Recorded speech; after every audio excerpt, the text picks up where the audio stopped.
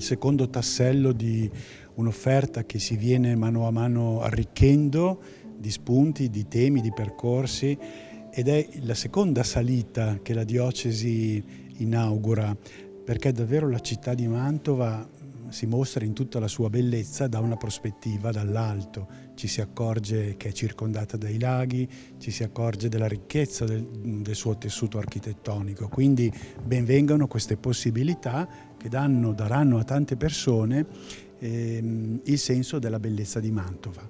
I lavori sono innanzitutto lavori di consolidamento e miglioramento statico, quindi il campanile è più sicuro, conservato meglio, più bello, e inoltre abbiamo messo in sicurezza anche la salita per il pubblico, quindi non solo bellezza ma anche utilità e rinforzo statico. Oggi è un'anteprima per la stampa, poi ci sarà la prima apertura al pubblico il 16 di maggio per la Notte dei Musei, con il sistema della prenotazione, accompagnati dalla ditta Calatà che segue già le salite alla cupola di Sant'Andrea, e poi ci sarà quanto prima la possibilità di salire per tutti, naturalmente con l'operatore che dà le indicazioni di sicurezza per potersi affacciare sulla cella campanaria.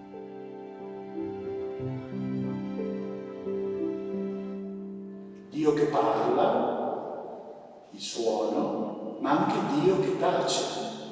Pensate al grande silenzio del venerdì e del sabato santo. Dio che scandisce il ritmo della giornata. Le campane segnavano eventi civili, allerte meteorologiche, veri e propri servizi di pubblica utilità. Tutti i mantovani sono legati da un fortissimo sentimento di appartenenza e di devozione a questo posto. E questo significa anche essere qui per un momento importante per le due fondazioni che in questo modo realizzano il loro scopo di dono, di sostegno filantropico, e lo realizzano per uno scopo che sarà sicuramente nel cuore di tutti i mantovani. E voilà.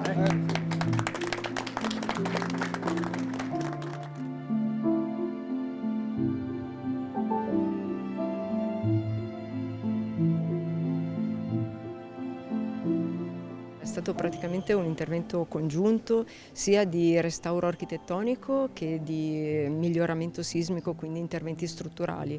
E il tutto si è concretizzato nel rendere visitabile il campanile e aperto al pubblico. Quindi insomma è stata una serie di interventi, il consolidamento dei solai piuttosto che il recupero dell'aspetto originario del campanile con l'apertura delle bifore al di sotto della cella campanaria, e poi tutti gli interventi molto più precisi di restauro e di miglioramento strutturale. Il campanile, come dicevo, si divide in due parti. La parte più massiva, che è la parte bassa, è alta 15 metri, e gli altri 15 sono sempre costituiti da una struttura un po' meno spessa e sono alti, insomma, in totale sono 30 metri.